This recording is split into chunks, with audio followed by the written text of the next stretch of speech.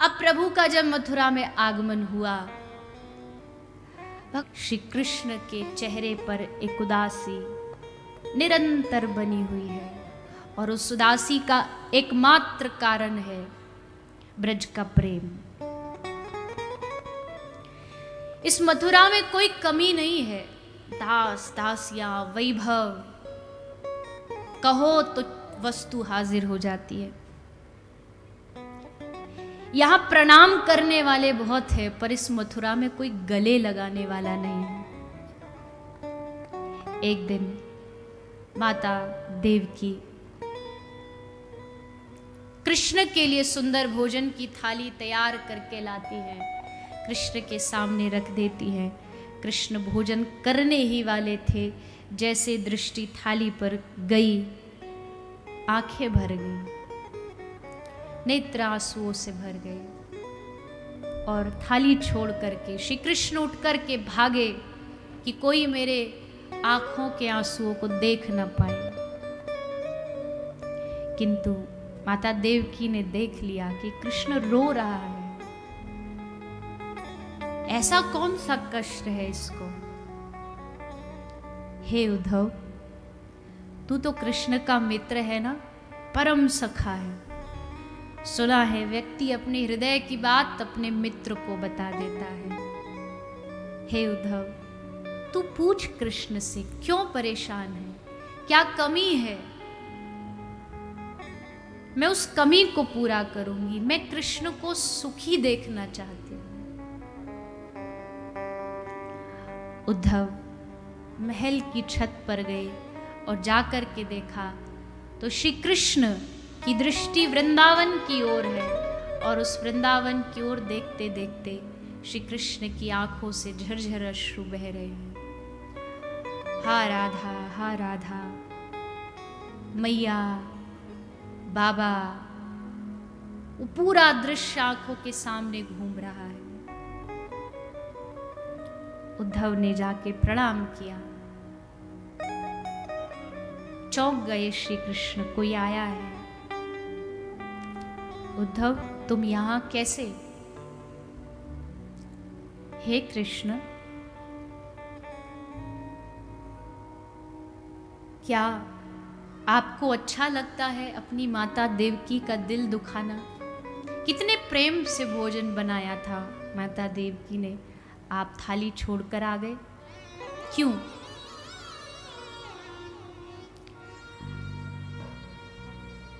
हे उद्धव, क्या बताऊं? मैं जानता हूं मेरी माता देवकी ने प्रेम से भोजन बनाया, मेरे लिए व्यंजन बनाए, मैं उनके प्रेम का सम्मान करता हूं। पर उद्धव, उस थाली में एक कटोरी में माखन रखा था और बस माखन देखते ही मुझे अपनी ब्रज की सारी स्मृति आ गई। मैं कैसे एक कटोरी माखन के लिए भागता था। मेरी माँ यशोदा लाखों नौकर चाकर होने के बाद भी प्रातःकाल उठ जाती, उसे पूरी रात नींद नहीं आती थी कि सुबह कन्हैया उठते ही माखन मांगेगा। क्या बताऊं? उस माखन को देखते ही ब्रज की याद आ गई। अरे कृष्ण, आप ब्रज को भूल क्यों नहीं जाते? क्या है ऐसा ब्रज में जो आप उसी को याद करते रहते हैं? मथुरा में कोई कमी है आपके लिए? हाँ, कोई कमी नहीं है। पर उद्धव, मैं तुझे कैसे समझाऊं? ये प्रेम का पाठ कैसे तुझे बताऊं कि उधो मोहे ब्रज बिसरत नहीं। ऐसा नहीं कि मैंने प्रयास नहीं किया उद्धव, कईयों बार प्रयास किया, पर जैसे प्रयास करता हूँ, आंखें बंद करता हूँ, आंखें बंद करते ही मुझे उस रोती हुई गैया के उस बछड़े की याद आ जाती है, जो रोते रोते मुझसे पूछ रहा था कि हे कृष्ण, तुम वापस कब आओगे? क्यों जा रहे हैं? हे कृष्ण, तुम्हारे बिना हमारा जीवन निष्प्राण है। कैसे श्वास लेंगे हम ब्रजवासी, कैसे जिएंगे हम ब्रजवासी। मैं कैसे भुला दूं उस प्रेम को उद्धव। एक रात, एक समय का भोजन ना करूं तो मैया पूरी रात जागती थी, सारे ब्रज के वैदों को बुला लेती थी। मेरे कन्हैया को कुछ हो गया, मेरे लाला को कुछ हो गया, कैसे भुलाऊं। उद्धव, हर श्वास के साथ ब्रज की याद आती है, किंतु ये मजबूरियां, ये कर्तव्य, इन्होंने मुझे पकड़ रखा है, जकड़ रखा है। चाह करके भी जा नहीं सकता उद्धव। बहुत इच्छा करती है सब छोड़ दूं, पर नहीं जा सकता। उद्धव, तुम मेरा एक काम करोगे? हाँ हाँ कृष्ण, कहिए ना, क्या सेवा बताइए। उद्धव, तू ब्रज चला जा। अरे प्रभु, मैं ब्रज, आप जानते हैं ना मैं बृहस्पति का शिष्य हूं। मेरे एक एक शब्द को समझने के लिए बुद्धि चाहिए। ये गांव के लोग क्या समझ पाएंगे, मेरी भाषा भी इनको समझ नहीं आएगी। कृष्ण हंसने लगे। उद्धव, तू अभी जानता क्या है, बड़े बड़े से बड़ा वेदज्ञ भी, बड़े से बड़ा तपस्वी सन्यासी भी ब्रज में आके इन गोपियों की चरणों की धूल मांगता है। नारद जैसा भक्ति के आचार्य श्री नारद जी, पूरा भक्ति सूत्र में गोपियों की चर्चा। उद्धव, चला जा और प्रयास करना थोड़ा सा सरल भाषा में समझाना। थोड़े भोले हैं मेरे ब्रजवासी। हाँ कन्हैया, आप चिंता मत करो। जा रहे थे उद्धव, अपने पास की पीताम्बरी दे दी, ये ले जाओ। पूछेंगे क्या पहचान है तुम्हारी कि तुम कृष्ण के मित्र हो, और तुम ये दिखा दोगे। मेरी मुकुट, मेरा मोर पंख ले जाओ, मेरी बांसुरी ले जाओ, और अंत में अपने गले की माला पुष्पों की उतार के दी, इसको ले जाना और इसको जाकर के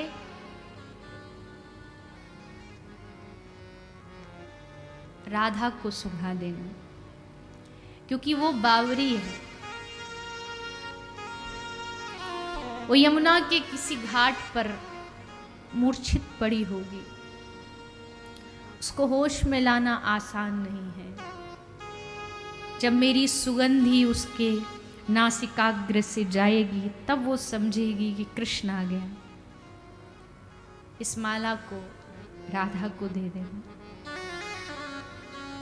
श्री उद्धव जी चल पड़े कृष्ण के रथ को लेकर के ब्रज की ओर, वृंदावन की ओर प्रवेश कर रहे हैं ब्रज में। लेकिन ये क्या, यहाँ तो मैंने सुना था कि ब्रज में बड़ा उत्साह है, लोग नाचते हैं, गाते हैं। यहाँ तो सब कुछ वीरान है, और वीरान हो भी क्यों ना, हम सबका प्राण जो चला गया। बड़ा प्यारा प्रसंग है, अगर इसमें प्रवेश कर गए तो फिर निकल नहीं पाएंगे, क्योंकि यशोदा मैया से मिले हैं उद्धव। वो बस बैठी बैठी तकिए को लोरी गा के सुलाती रहती है, लाला सो जा, अरे तू कल भी नहीं सोया, सो जा। नंद बाबा, आप, इनका क्या काम धंधा है? उद्धव ने पूछा, बाबा आप क्या करते हैं, आपका काम क्या है? बाबा ने कहा, स्मरताम कृष्ण वीर्यानि। हे उद्धव, मैं कृष्ण को याद करता हूं, बस यही मेरा काम है। और मैं ही नहीं, पूरे ब्रज का एक ही काम है, कोई काम धंधा नहीं है हमारे पास, बस बैठ करके कृष्ण की चर्चा, कृष्ण कथा का गान, बस यही करते हैं। गोपियों के पास उद्धव गए, यमुना के घाट पर देखा तो बावरियों का झुंड लगा है। प्रेमी और पागल में कोई फर्क नहीं होता, प्रेमी भी पागल ही होता है। पर वो प्रेम में पागल होता है। कभी हंसता है, कभी रोता है, कभी चिल्लाता है, कभी बेहोश हो जाता है। प्रेम की दशा अलग है। तो गोपियों से मिले हैं श्री उद्धव जी, देखा कि पागलों की भांति एक दूसरे से बात कर रहे हैं। एक गोपी चौक लेकर के लिख रही है 1 जमा 1 बराबर 1, 1 जमा 1 बराबर 1। अब उद्धव तो बुद्धि वाला है, तो उद्धव ने रोका, अरे गोपी तू जानती है ये गणित क्या होता है? गणित में 1 जमा 1 बराबर 2 होता है, 1 नहीं होता। तो गोपी हंस के कहती, उद्धव तेरे गणित में 1 जमा 1 बराबर 2 होता होगा, हमारे गणित में तो 1 जमा 1 बराबर 1 ही होता है। क्यों? जब यहाँ प्रेमी और प्रियतम मिल जाता है तब 2 नहीं बचते, 1 ही बचता है। जब मैं था तो प्रभु नहीं, और जब प्रभु तो मैं नाही। प्रेम गली अति साकरी, तामे 2 न समाही। 2 नहीं रह सकते, केवल 1, या तो मैं या मेरा प्रियतम। अद्भुत भ्रमर गीत गाती है श्री राधा रानी। एक भंवरे काला रंग देखा तो बस कृष्ण की याद आ गई। अरे भंवरा, तू जरूर उसी का यार है, उसी ने तुझे भेजा, तभी तू मेरे चरणों में बैठा है। माफी मांग रहा, जा, नहीं माफ करेंगी तुम। पूरा ब्रज विरह के सागर में डूबा हुआ है, और एक ही प्रश्न, कब आएंगे? परसों की कह के बरसों बीत गए, किंतु कृष्ण नहीं आए। उद्धव की बुद्धि बोरिया गई, ऊधो सूधो है गयो, सुन गोपिन के बोल। ज्ञानी उद्धव प्रेमी उद्धव बन गए ब्रज में आकर के। और जब कई महीनों, 6 महीने तक उद्धव ब्रज में रुके, 6 महीने बाद जब कृष्ण के पास आए, तो जो उद्धव जाते समय कह रहे थे कि तुम भूल क्यों नहीं जाते, वो उद्धव कह रहे हैं कि हे कृष्ण, मैंने दुनिया में निष्ठुर बहुत देखे पर तुम्हारे जैसा नहीं देखा। अरे क्या मिल रहा है तुमको, इस मथुरा में पड़े हो? अरे जाओ ना। वो खाते तुम्हारे लिए हैं, वो सोते तुम्हारे लिए हैं। मैया जिंदा इसलिए कि किसी दिन कन्हैया आ गया और माखन मांगा तो। तब कृष्ण ने कहा, हे उद्धव, ये जो तूने देखा ये सब मेरी बाह्य लीला है, अब तू जो आंतरिक लीला है वो देख। आंख बंद किया तो देखा, जहां मैया सुला रही थी तकिए को, वहां तकिया नहीं था, वहां सचमुच कृष्ण सोया था। यमुना के घाट पर जो गोपियां बैठी बैठी लिख रही थी, नाच रही थी, वहां सचमुच कृष्ण खड़े थे। कहा, उद्धव, मैं दुनिया छोड़ सकता हूं, लेकिन मैं अपने ब्रज को नहीं छोड़ सकता।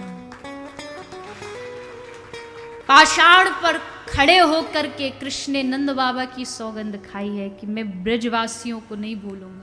कैसे भूल सकते हैं? और वो द्वापर नहीं, कली काल में भी ब्रज में आज भी कृष्ण विराजमान है, छोड़ ही नहीं सकते। नित्य लीला आज भी होती है, जो महापुरुष वहाँ विराजते हैं, संत, वो चिंतन में उन सब लीलाओं का दर्शन करते हैं।